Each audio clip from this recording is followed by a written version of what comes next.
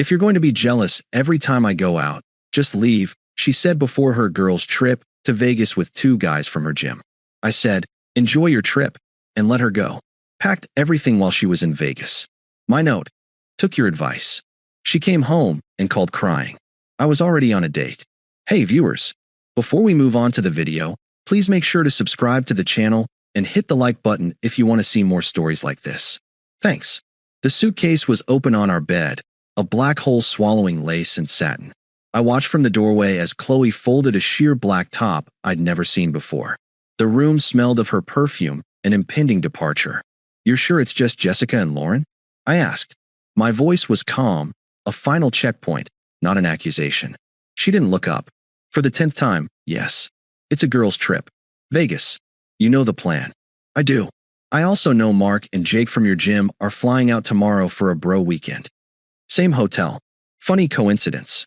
Her hands stilled for a fraction of a second. Then she resumed packing, her movements sharper. So, Vegas is a big city, Alex. We're all adults. We might say hi if we run into them. Running into them seems statistically likely, given the group chat you forgot to leave open on your iPad. I kept my tone level, observational. The one where Jake said, "Can't wait to see you, Qley," and Mark sent the champagne emoji. That got her to turn. Her face was a masterpiece of wounded exasperation. You went through my iPad? You left it on the couch. The notification popped up. I didn't dig. It dug itself. I leaned against the doorframe, crossing my arms. It just feels off, Qley. A girls' trip, where your 2 main gym buddies just happen to be there, solo. Their girlfriends aren't going. It's a weird dynamic. It feels disrespectful. She sighed, a long, suffering sound she'd perfected. She rolled her eyes toward the ceiling, as if seeking divine patience for my stupidity. When she looked back at me, it was with a dismissive pity that cut deeper than any shout. "See," she said, her voice dripping with condescension. "This is exactly what I mean. You're suffocating me, Alex. You hear about a guy friend, and your mind immediately goes to the worst, most possessive place. You don't trust me. It's not about trust. It's about respect. And optics. Optics." She let out a short, humorless laugh. "Are you my boyfriend or my PR manager? I can't live my life worried about your optics." She air-quoted the word like it was a disease. She turned back to the suitcase, throwing in the sheer top with finality. "I need space to breathe, to have fun without a chaperone in my head. If you're going to be jealous every time I go out and have fun with friends, just leave." The words hung in the air. They weren't spat in heat. They were delivered coolly, a surgical option presented. Just leave. Not, "we should talk," or "you're overreacting." The nuclear option. The discard clause. I felt the ground beneath me, the life we'd built, the shared lease, the shared groceries, the planned future, turned to sand.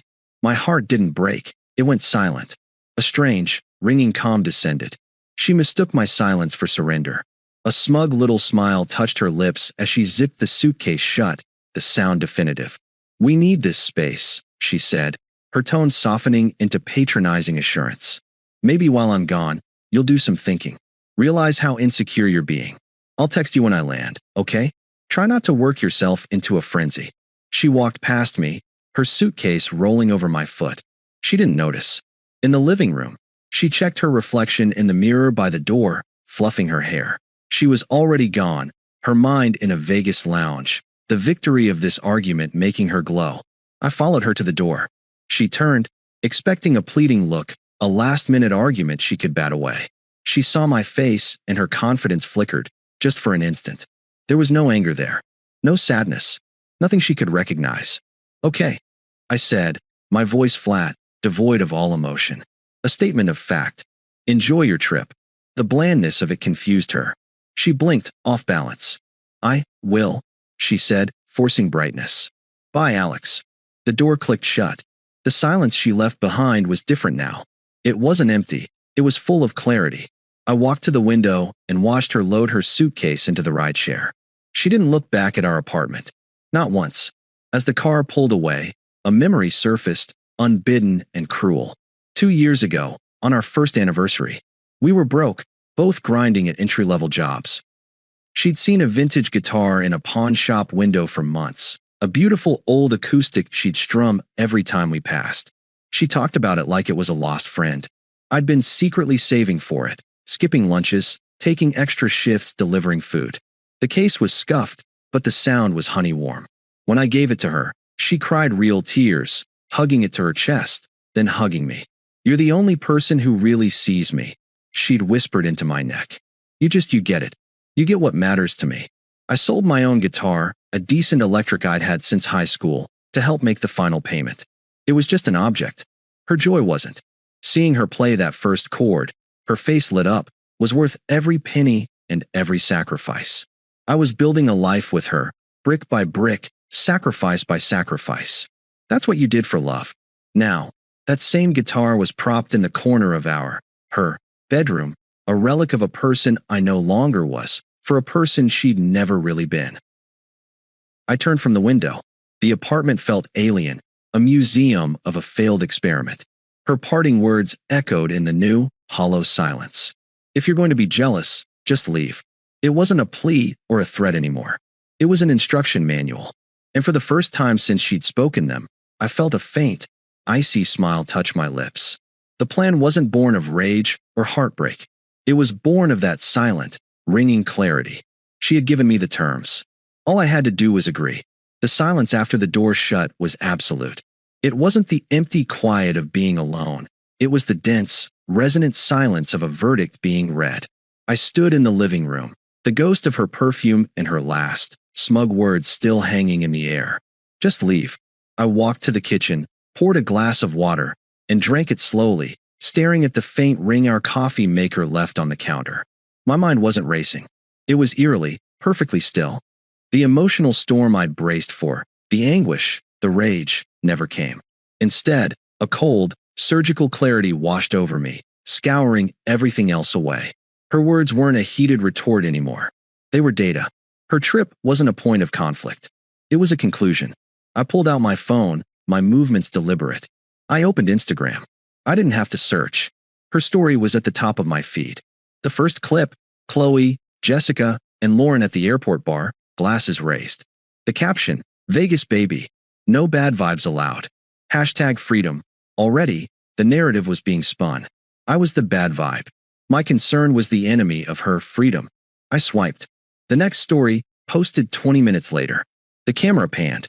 There, 2 stools down, leaning into the frame with practiced casualness, were Mark and Jake. They weren't running into them. They were a unit. Jake had his arms slung over the back of Lauren's chair. Mark was clinking his glass against Qley's.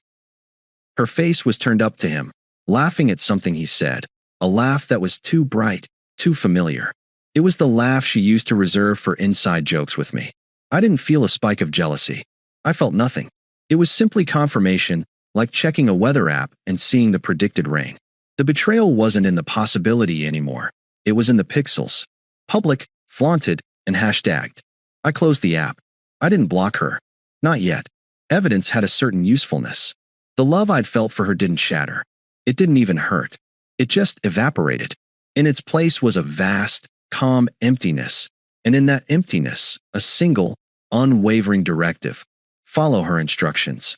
The plan formulated itself not as a revenge fantasy, but as a logistical puzzle, a problem to be solved with efficiency and finality. I started in the bedroom. I pulled my old duffel bag and a stack of moving boxes from the closet, leftovers from our last move. I worked methodically, without haste. This wasn't a frantic escape. It was a systematic exodus. My clothes came out of the dresser, out of the closet. I left the hangers. I took every book from the shelves, my books, the ones with my name scribbled inside the covers from college. I took the framed photo of my parents, the small bronze sculpture my grandfather had made, the wool blanket from my childhood bed. I boxed my toolkit, my favorite chef's knife, the expensive headphones she'd always borrowed and stretched out. I moved to the living room. I unplugged the 65-inch television I had bought on a Black Friday sale, wiping the dust from its back. I coiled the cables neatly. I took the game console, the controllers, the router. Especially the router. A petty, satisfying detail. The modem followed. Let her figure out her own internet. I left the ugly vase her mother gave us. I left the garish abstract painting she'd bought at a flea market and insisted was investment art. I left the throw pillows she loved. I left everything that was ours or was fundamentally hers. In the bathroom, I cleared my shelf, razor, cologne, the good moisturizer, my toothpaste. I left the half-empty bottle of her expensive shampoo, the loofah, the eyelash curler resting on the sink like a dead spider. It took hours. The sun moved across the floor. I didn't stop to eat. I didn't listen to music. The only sounds were the rustle of cardboard, the tape gun's thwip-thwip, and the solid thud of another sealed box hitting the floor. With each box packed, I felt lighter. Not emotionally lighter, but literally, as if I was shedding a weighted suit I'd been wearing for years. This wasn't my home anymore. It was the set of a play that had ended, and I was striking the set. The final step was the spare key and the note. I placed the key on the bare kitchen counter. I took a single sheet of printer paper and a pen. I didn't hesitate. I wrote 2 words in my clean, architectural handwriting. Took your advice. No name. No apology. No anger. Just a mirrored reflection of her own statement, given back to her devoid of the emotion she'd tried to weaponize. I propped it against the key. The emptiness of the apartment echoed around it. It was perfect. I called a moving company with a 24-hour garage. An hour later, a kid with a dolly helped me load the boxes and the TV into a storage unit. I paid for 3 months up front. Then I drove to the only place that made sense, my older brother's apartment across town. He opened the door, took one look at my face and the duffel bag in my hand, and stepped aside without a word. "Couch is yours," he said, clapping me on the shoulder. He didn't ask for details. He just handed me a beer. Sitting on his couch, the reality of the day settled. I wasn't sad. I was free. The chain yanking on my collar was gone. I took out my phone one last time. I went to her Instagram. The most recent story was a blurry, strobe-lit video from a club. Champagne bottles. Arms in the air. Qley, sandwiched between Mark and Jake, her head thrown back. The caption, "Living my best life." I smiled, a thin, humorless stretch of the lips. I took a screenshot. Then I blocked her. On Instagram, on Facebook, on every platform. Then I opened my phone settings. I blocked her number. I didn't delete it. Blocking was more final. It meant I knew she'd try, and I was preemptively refusing the attempt. I put the phone down on my brother's coffee table. It was over. For me, at least. The moving was done. The vanishing act was complete. She was in Vegas, living her best life. And I was gone. The next 3 days passed in a strange, peaceful limbo. I slept deeply on my brother's couch, the sleep of the emotionally exhausted. I called my job. I worked remotely as a software developer, and told them I had a family emergency and would be unavailable for the rest of the week. My boss, a no-nonsense woman, simply said, "Handle it. Check in Monday." I didn't check social media. I didn't wonder what she was doing. The mental channel that had been perpetually tuned to Qley was just static now. I went for long runs. I ate sandwiches with my brother and watched bad action movies. I felt like a patient recovering from a long illness, weak but clear-headed, appreciating the simple absence of pain. Her return flight was scheduled for Sunday evening. I imagined it vaguely, the way you might imagine the weather in a city you'll never visit. The plane touching down, the tired trek through the airport, the rideshare line. At 8:17 p.m., my phone, lying face down on the coffee table, buzzed. Then buzzed again. And again. A flurry of short, insistent vibrations. My brother looked up from his movie. "You gonna get that?" "No," I said, not moving. The buzzing stopped. A minute later, it started again, a longer, persistent vibration. A call. It went to voicemail. 30 seconds of silence. Then another call. I sighed, picked up the phone. The screen showed, unknown caller. A cold, knowing calm settled over me. I accepted the call and put it on speaker, setting the phone back on the table. I muted my end. "Alex? Alex, are you there?" Her voice was sharp, tinged with panic and indignation. It wasn't the voice of someone who missed me. It was the voice of someone who had opened a cupboard and found it empty. "Hello? Pick up, damn it." There was a rustling sound, a thump. "The power's out." "Why is the power out?" "And the internet is gone." "Alex, this isn't funny. Where's all my stuff?" "My TV. You can't just do this." A beat of silence. I could hear her breathing, ragged. The voicemail beeped, and the call disconnected. My brother raised an eyebrow. "The plot thickens." I just shook my head. The phone buzzed again. A text, from a different, unknown number. "Unknown, Alex, it's me." What the hell? I come home to a dark apartment and half my things are gone. This is insane. You need to call me right now. We need to talk about this like adults. I deleted the text. Another buzz, 5 minutes later. Unknown. Seriously, Alex. I'm worried about you. This is so extreme. Are you having a mental break? Where are you staying? We can figure this out. Just call me. The shift had begun. Anger was sliding into concern trolling. I pictured her standing in the dark apartment, the reality of the empty space, the literal and metaphorical void starting to seep in. The TV she watched every night, gone. The router that connected her to her world, gone. The comforting, taken for granted presence of my things that filled the life she curated, gone. I went to bed. In the morning, there were 3 more missed calls from unknown callers and a new string of texts. Unknown, Alex, please. I'm sitting on the floor and I'm just scared. Please just call me back. I made a mistake, okay? The trip, it was a mistake. It wasn't what you think. Mark and Jake are just friends. We all just hung out as a group.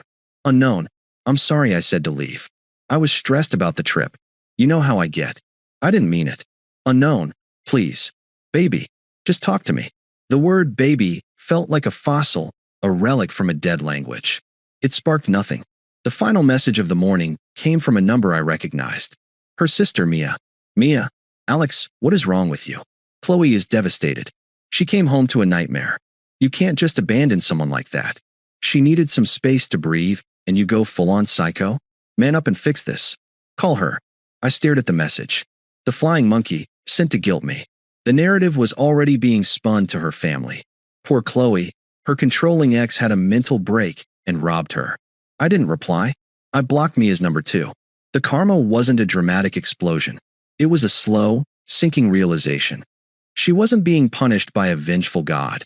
She was facing the natural, logical consequences of her own choices. She had told her live-in partner to leave. And he had. Thoroughly. She had gone on a trip flaunting her freedom with other men.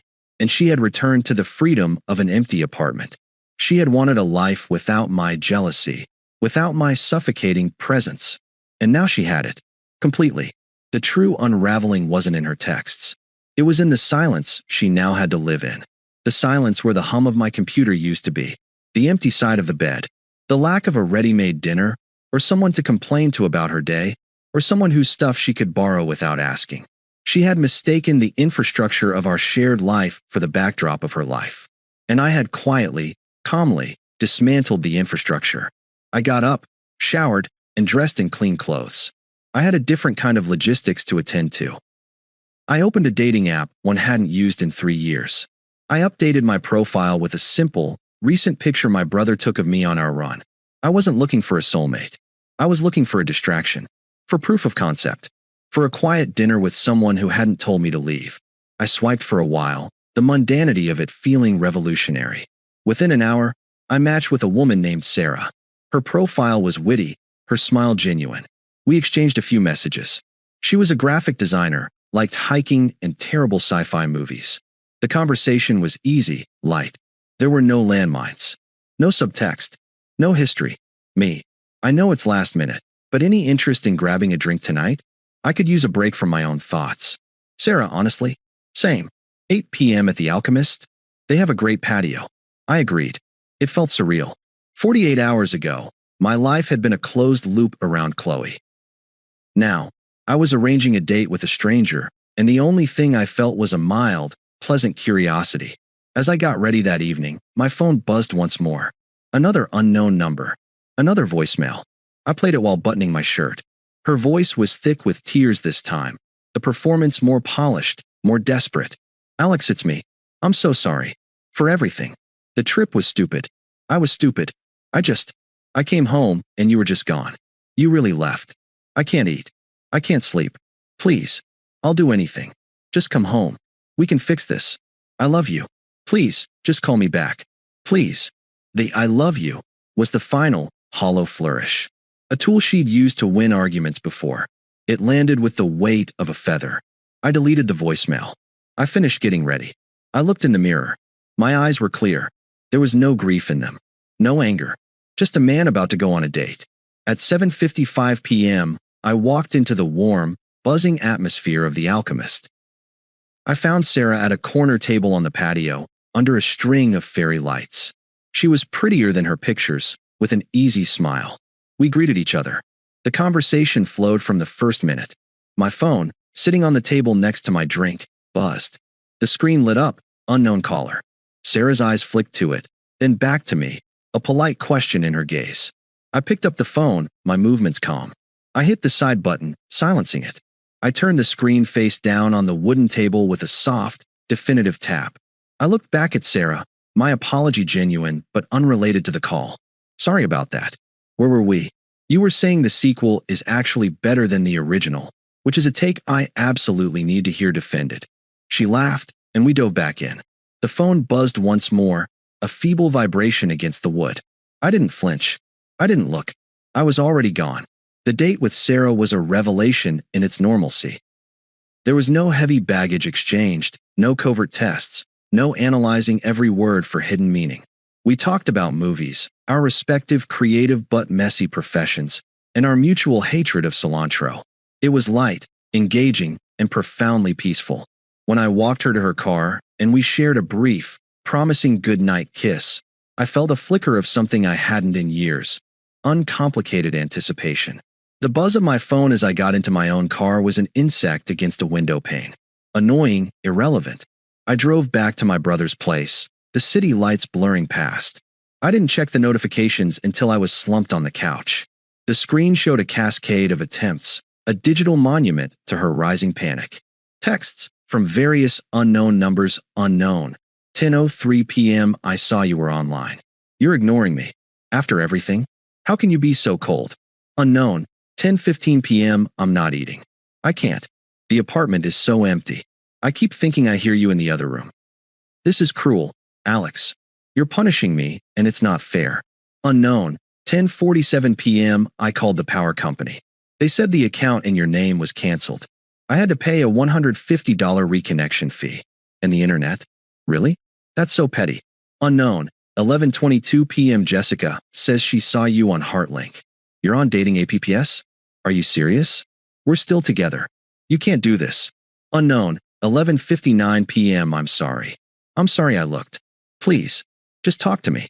I'll get off the phone if you just answer once. Tell me what you want me to do.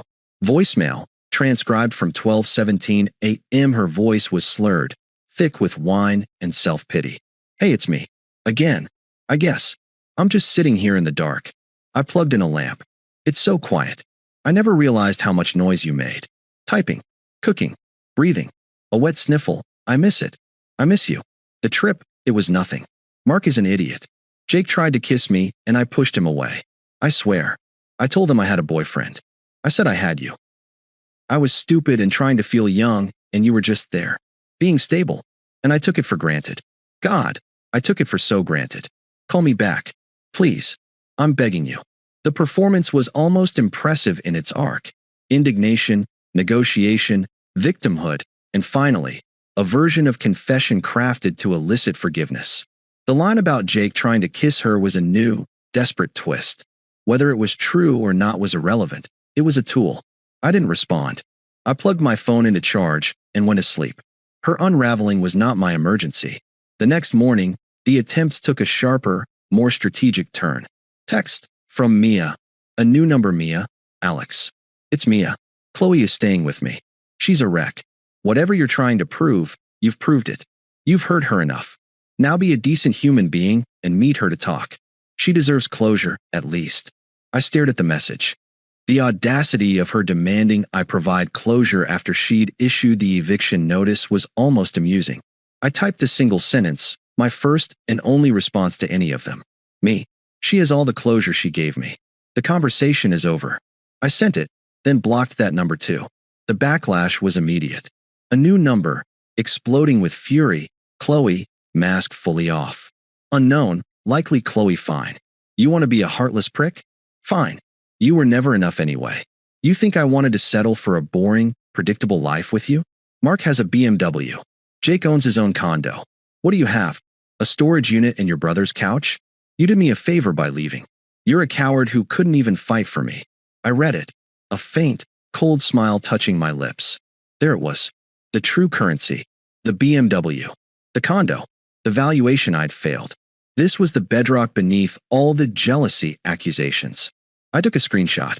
Not out of hurt, but for the same reason a geologist takes a core sample, to examine the strata of hypocrisy.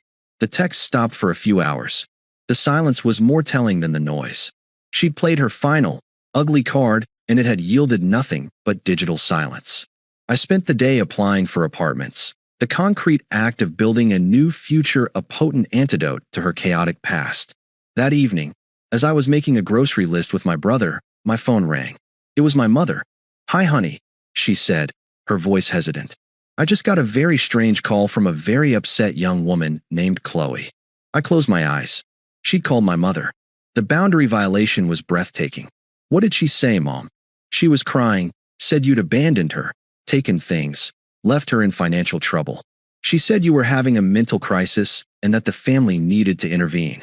She sounded desperate, Alex, and not entirely truthful. What's going on? I felt a surge of protective anger, not for me, but for my mother being dragged into this. I gave her the abbreviated, factual version. She told me to leave if I had a problem with her going to Vegas with 2 other men. I had a problem, so I left. That's it. She's facing the consequences of her own words and choices. Please block her number. My mother, bless her, was silent for a moment. Then she said, "Well, that's that then. I'll make your father's famous pot roast this weekend. Bring a friend if you'd like." The message was clear. We believe you. Your life is yours. It was the only reinforcement I needed. The final attempt came on Friday night. A call from a number with our old area code. I answered, silent. "Alex." It was her, but her voice was small, hollowed out. All the drama was gone, burned away.